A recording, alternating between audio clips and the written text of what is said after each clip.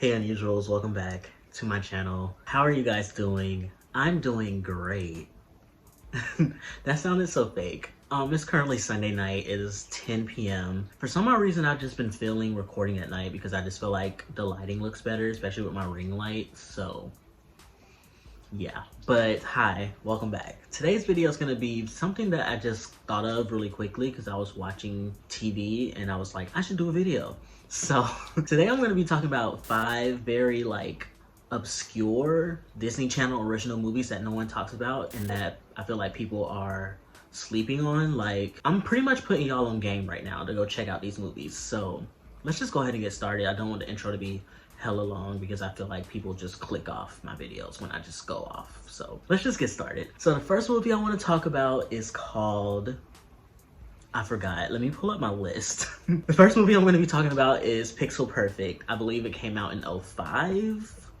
I should have really done my research before Pixel Perfect came out 2004. So Pixel Perfect came out 2004 and it starred the guy who played Phil on Phil of the Future, which back in the day, like low-key, I had a crush on, but we're not going to talk about that. So Pixel Perfect was pretty much a movie where this guy, what's his character's name? Roscoe. That's such a weird name for a human.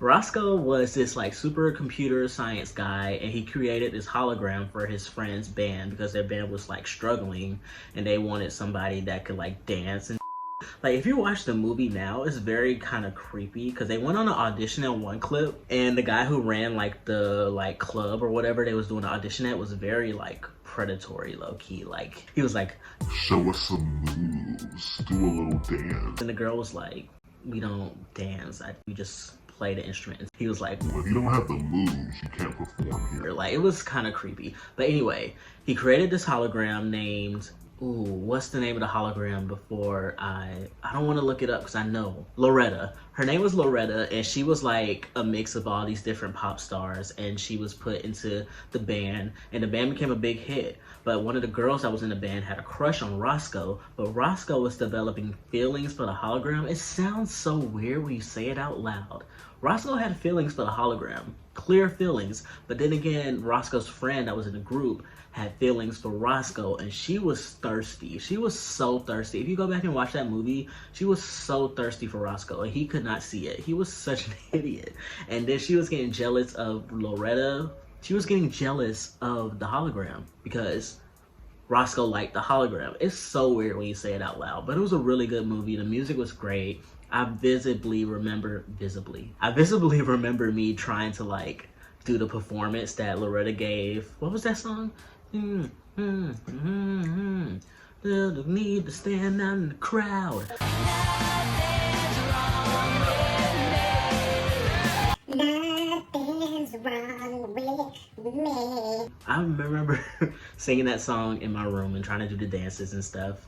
That was just a really good movie. Watch Pixel Perfect. Great movie. Next movie I'm going to talk about is called You Wish. Now, I've seen this movie maybe like twice in my childhood. I believe this was like an early 90s movie. Let me look it up. Oh, it's 2003. Okay, so this was 2003. I believe the guy who was the main character in this movie was also in Even Stevens.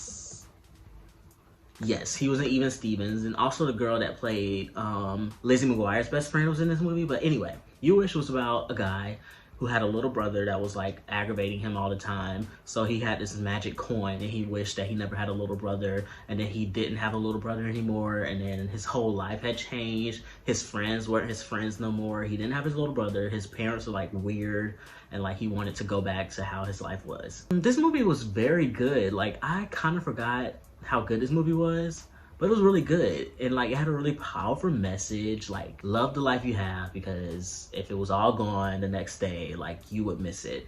And this movie made me cry. Okay, so if you guys watch my Rewatching Degrassi series, you would know that I'm pretty emotional. Like, I kind of try to play like I'm not, but I really am. So me crying at stuff isn't like news if you know me. But there's a point in this movie where there's like a montage that plays 1,000 Miles by Vanessa Carlton, and there's like a montage of him playing with his little brother and like missing him and stuff. I'm gonna put it on the screen because I found the clip on YouTube.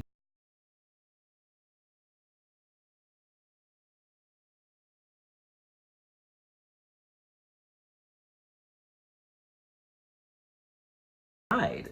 I cried. So I put You Wish on this list mainly because I cried at it. Okay, that's it. Next movie. Next movie we're going to talk about is Johnny Capahala Back on Board. And I'm saying back on board because this is the second movie in the series. I believe the first Johnny Capahala movie was from the late 90s.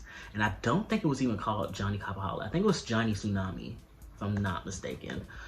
I should have looked all this stuff up. Okay, so Johnny Capahala came out in 2007.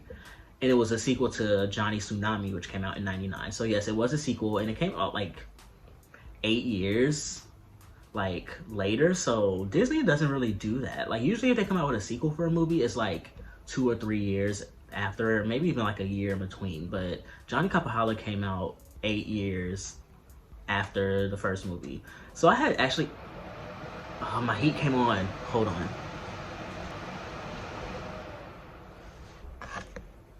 I'm back.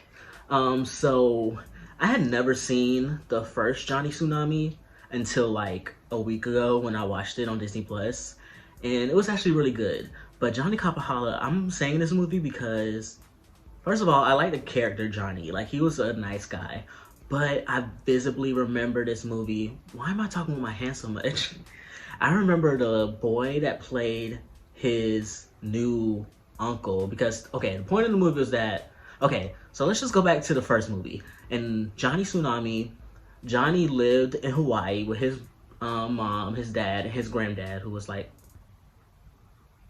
I swear I be hearing stuff, bro. He lived with his mom, his dad, and his granddad in Hawaii. His granddad was like this big major surfer guy, and Johnny Capahala, and Johnny was like following his footsteps pretty much. His dad didn't like it because his dad was like this businessman, and he wanted Johnny to be a businessman and be like, have like a real job. He didn't want him to be like his granddad, but Johnny loved his granddad. He loved what he did.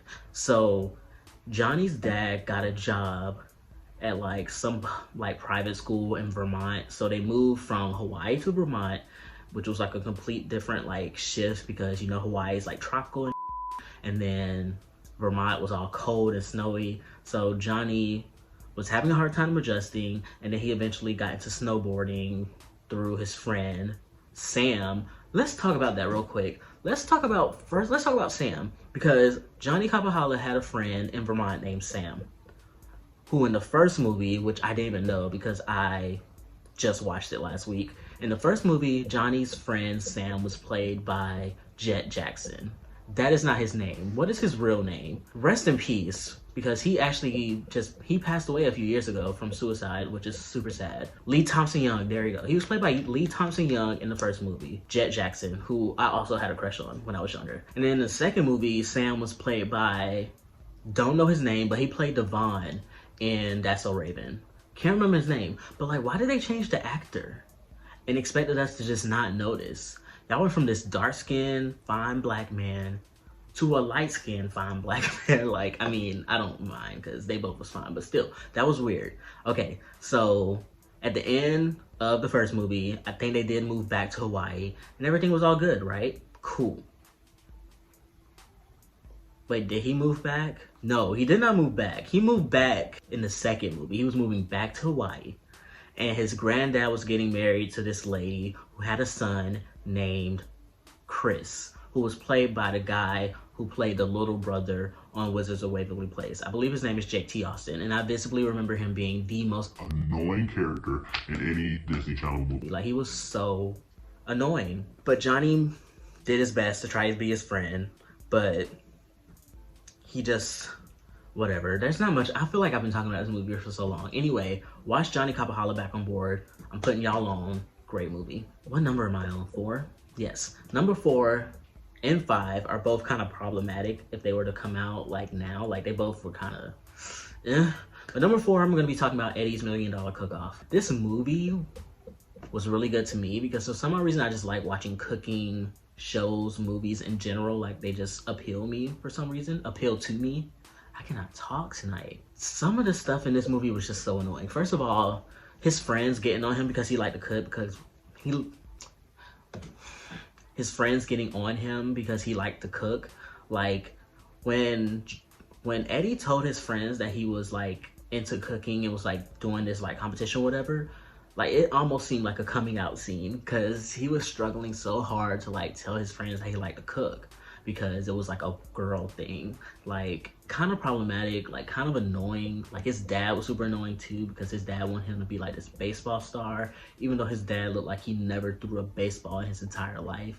Like, the most unfit dad, trying to make his dad, he was trying to live vicariously through his son. That's what I'm getting from it. But like, kind of problematic movie, but still one of my faves from childhood.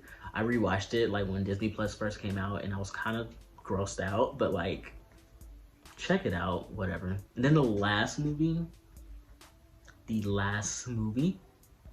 we are gonna talk about today.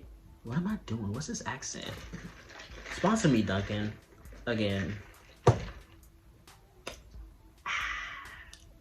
Last movie we're gonna talk about is called Motocross. And this movie was about this girl who was riding motorbikes. That's not what it's about. She had a twin brother who rode motorbikes. She was like a cheerleader or whatever, but her brother got injured and couldn't compete in this like tournament thing.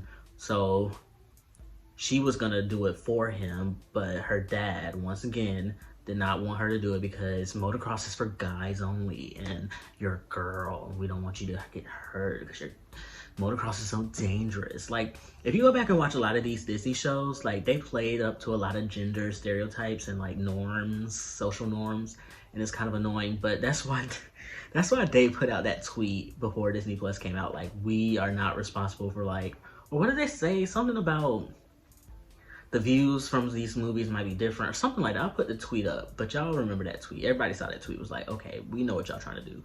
But I'm talking about motocross because this movie was low-key homoerotic. And I don't know why I'm saying this because this movie is obviously for like children. But there's this one line in the movie that was very gross and wasn't for children. And I put it on my Twitter. You guys should follow me on Twitter, by the way, at unusuallyeric, and Instagram at unusuallyeric, because I just be talking shit in there. But there's this one part in the movie. I don't know if I'm going to be able to find a clip. I am going to try to find it and put it on the screen, but if I can't, I'm just going to say what he said. So like I said, the twin sister was acting as the brother, so everyone thought she was a guy. So she had made friends with one of the other racers or whatever, and she obviously had a crush on him, but he didn't know that she was a girl. He thought that she was a guy, but it still felt like he was kind of low-key flirting with her, who he thought was a him the entire time. But there's this one point where she was trying to get help from him on like riding bikes or whatever, and he said to her, "You don't want to help me with the training anymore, you know?" No. But Carson, you have got major potential, right? And tomorrow, I'm gonna work you until you can't get out of bed. I'm gonna work you until you can't get out of bed? Am I the only one that thinks that's homoerotic or like sexual? I'm gonna work you until you get out of bed? And he was saying that to her, but he thought it was a guy. So I would just say, see, I think he low-key liked her as a guy, but then when he found out that she wasn't a guy, he got mad. But then at the end, like, they forgave each other and they whatever.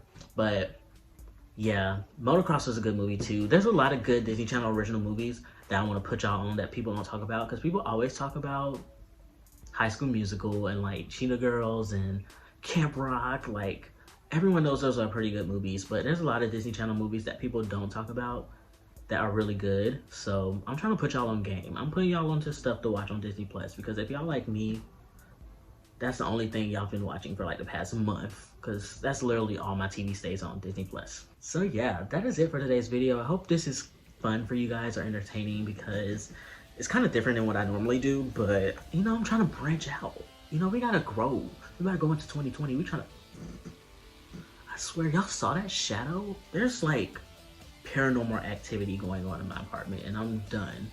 I'm done with these ghouls and goblins. So yeah, thank you guys for watching. Make sure you guys like, comment, subscribe.